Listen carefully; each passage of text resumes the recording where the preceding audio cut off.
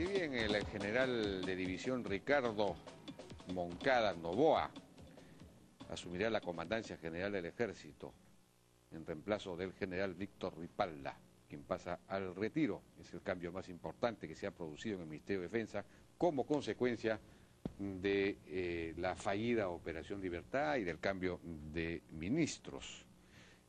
Moncada era el jefe de Estado Mayor del Ejército y él ha participado en el tema del BRAE desde sus comienzos, ha sido fundador y comandante general de la región Valle de los Ríos Apurímac-Guillén, es decir, BRAE, y fundador y comandante general del Comando de Inteligencia de Operaciones Especiales Conjuntas, inspector general del Ejército, en fin, eso es lo principal de su currículum.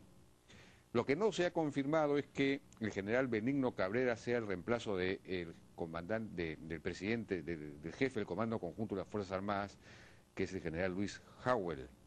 No sabemos si finalmente va a ser relevado o no, y si va a ser cambiado por Benigno Cabrera, que es el que ha sido voceado. Como sabemos, en el Ministerio del Interior también ha habido unos cambios. Roberto Carlos Reynoso Peña Herrera fue nombrado viceministro de Gestión Institucional. En fin.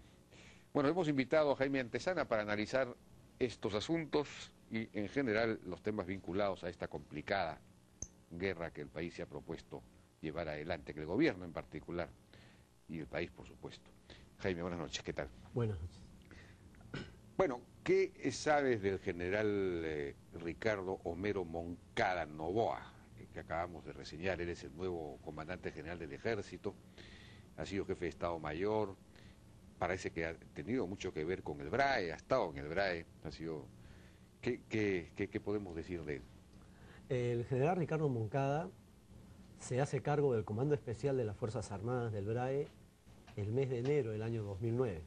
Ajá. Tras el fracaso del operativo Excelencia 777, de agosto hasta fines del año 2008, en el que las Fuerzas Armadas recibieron 19 bajas. Entonces, Ricardo Moncada llega como jefe del Comando Especial BRAE en enero de ese año. Ya. Y lo importante de esto es que, o lo sorprendente de esto es que tuve la llamada del general Moncada. ¿Ah, te llamó? Sí, me llamó, me dijo que quería conversar conmigo. Me parecía extraño porque yo desde el año 2008 no tengo contacto con las Fuerzas Armadas. Desde que alguna vez Otto Giboch me mostró una pantalla en la que me decía, este es Alipio, lo tenemos y en cualquier momento lo podemos capturar. Desde ahí yo me sentí indignado y además... ¿Por qué indignado? Porque me engañó. Ah, no. Me engañó, me mostró unas imágenes, según él, de satelitales, ya, ¿no?, que eran muy oscuras, pero que se movían, y me dijo, este es Alipio, y lo tenemos, y lo digo, entonces, ¿por qué no lo agarran? Sería el mejor golpe que se pueda dar. Me dijo, no, tenemos que agarrar a más gente de la cúpula. Y yo después de octubre, supimos de la contraofensiva del grupo armado del BRAE, y de las 19 bajas que le infligió desde octubre a diciembre de ese año, ¿no? Entonces me engañó. No. Me sentí engañado, y se lo he dicho personalmente que me sentí engañado. Y no es la forma como tratar a quienes son invitados, ¿no?, los analistas, para poder tener una ayuda a memoria de lo que está ocurriendo en aquel... Pero es un poco absurdo que el general Giboch haya pretendido mostrar una imagen que no era cierta. ¿Para qué? Para tener, digamos, una impresión de muy corto plazo de eficiencia en el cortísimo plazo, porque eso obviamente, si no era cierto, pues se iba a revelar como tal muy rápidamente. Bueno, yo lo revelo ahora, ¿no?, que me sentí engañado, realmente, me dijo, este es Alipio, ¿no? Y yo le digo, entonces, ¿por qué no lo agarran? ¿No? Queremos agarrar a los jefes, ¿no? Sería a Víctor Quispe Palomín o a Jorge Quispe Palomín. Ojalá tuvieran pues esa tecnología. Pero en fin, desde esa fecha yo he estado distante, pero me llama tengo una llamada del general Moncada cuando fue nombrado jefe del Comando Especial de las Fuerzas Armadas en el BRAE. Me sorprendió, tomamos un café, y yo recuerdo una frase que me parece que hay que llevarla bien en la memoria. Esta guerra nos ha agarrado con los pantalones abajo. Con los soldados que tengo no voy a ganar esta guerra. Me quedé impresionado. Entonces le dije, pero entonces, ¿por qué va usted al BRAE si sabe que está yendo a perder? Bueno, es la designación que tengo. Haré lo que se pueda. O sea, era consciente ¿no? Y como los resultados mostraban, los resultados son contundentes. El año 2009, en el periodo del general Moncada, hubieron 24 bajas de las Fuerzas Armadas, ¿no? Y dos hechos muy importantes. Uno es el 9 de abril, ¿no? En Sanabamba, donde emboscan a un convoy militar y matan 15 soldados, pero otro muere después de haber estado gravemente herido. O sea, total 16 soldados. Y el otro hecho es el 2 de septiembre, que derriban el helicóptero en Sinaicocha, en el distrito de Santo Domingo de Acobamba, que pertenece a Huancayo, ¿no? Eso, digamos, fue el hecho simbólico que cierra una situación realmente de desastre de las Fuerzas Armadas y que al igual que ahora, se llamó a la necesidad de replantear la estrategia militar en el BRAE, ¿no? Entonces, por los resultados, entonces entendí lo que él me había dicho, de que la guerra los había agarrado a ellos con los pantalones abajo, ¿no? Y es decir, que no estaban en condiciones realmente de enfrentar a esa organización y que incluso se habían equivocado de diagnóstico. Creían que eran los mismos, la misma cantidad y los mismos del año 1999, ¿no? Entonces, que no habían crecido, que no tenían experiencia militar suficiente para poder enfrentar a las Fuerzas Armadas, ¿no? Entonces, creo yo que su performance ha sido negativa, ¿no? Y me parece que el cargo que hoy le dan, ¿no? Que es, creo, ya comandancia del Ejército, jefe de la comandancia del Ejército, no sé pues cómo va a ir esto, ¿no? Si es heredero del periodo más difícil de las Fuerzas Armadas. O sea, el año 2009 es el año en el que las Fuerzas Armadas reciben el mayor número de bajas, incluido todo lo que ha ocurrido este año. Sí, pues, bueno, es que efectivamente las Fuerzas Armadas no estaban preparadas. La pregunta es si ahora estarán preparadas o van a estar preparadas en algún momento, van a adquirir el equipamiento necesario, el entrenamiento necesario.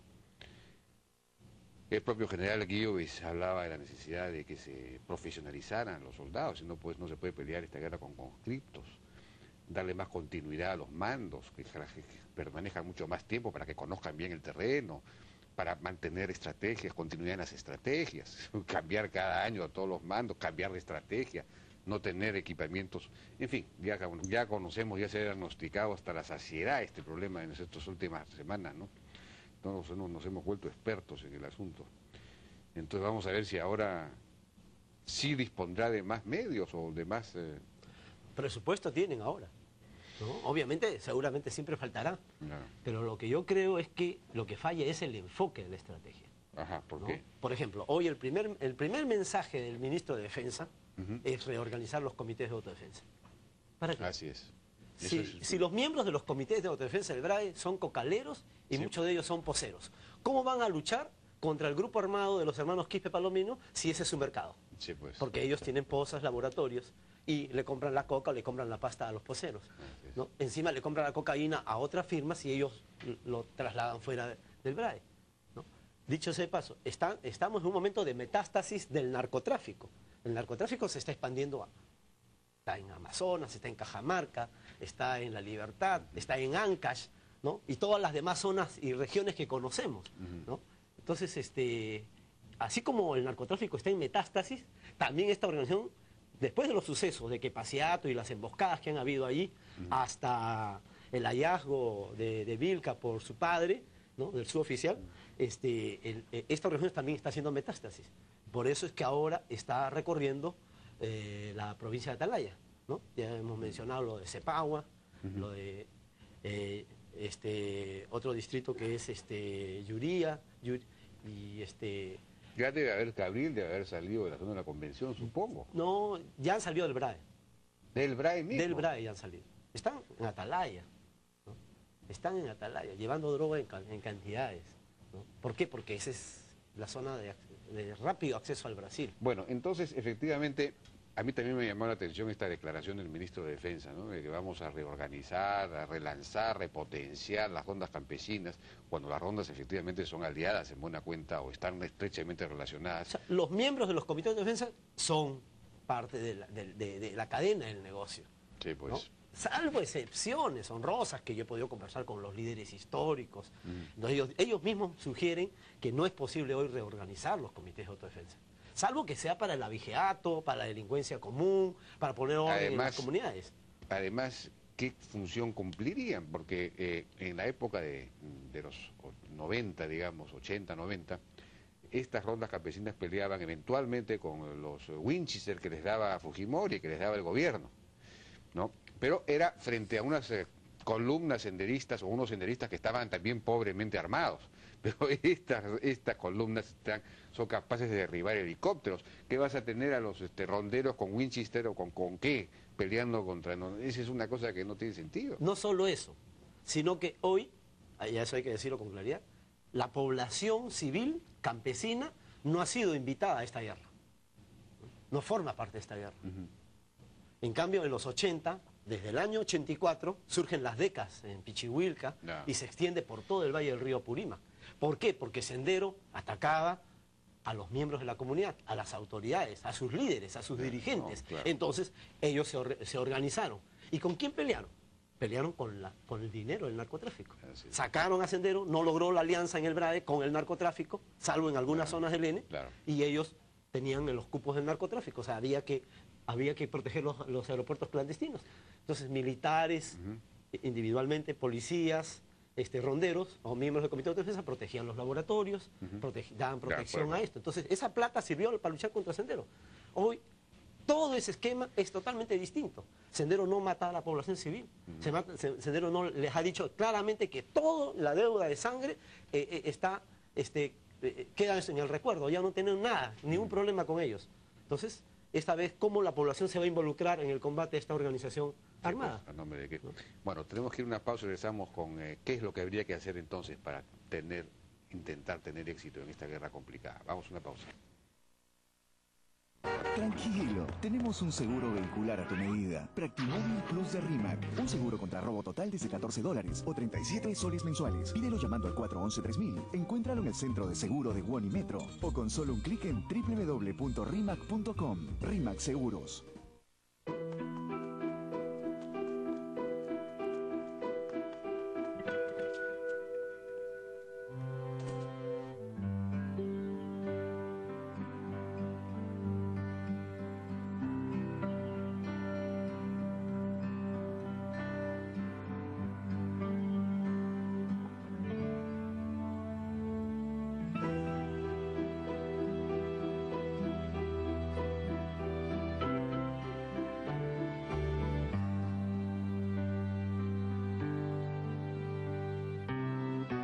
En la Universidad de San Martín de Porres cumplimos 50 años. Y aprendimos que detrás del éxito de nuestros alumnos está el apoyo de sus padres. Por eso hoy te rendimos homenaje. Gracias, Perú, por confiarnos a tus hijos. Universidad de San Martín de Porres. El santo es de todos. Ya comenzaron los días fantásticos en Saga Falabella. Aprovecha 30% de descuento más 10% de descuento adicional con tu CMR en miles de productos de temporada. Los días fantásticos solo se viven en Saga Falabella.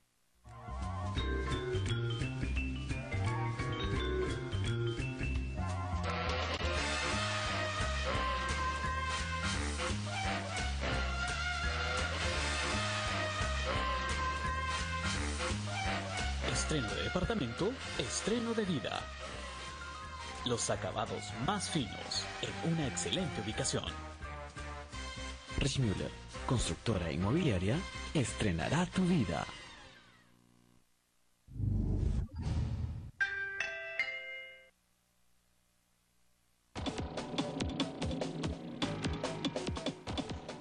Seguimos conversando con Jaime Antezana. Entonces, si es que no tiene sentido este anuncio, esta propuesta que ha hecho el ministro de Defensa de repotenciar, relanzar los comités de autodefensa, etcétera, ¿cuál debería ser entonces la estrategia? ¿Qué estrategia podría funcionar para poder empezar a tener resultados?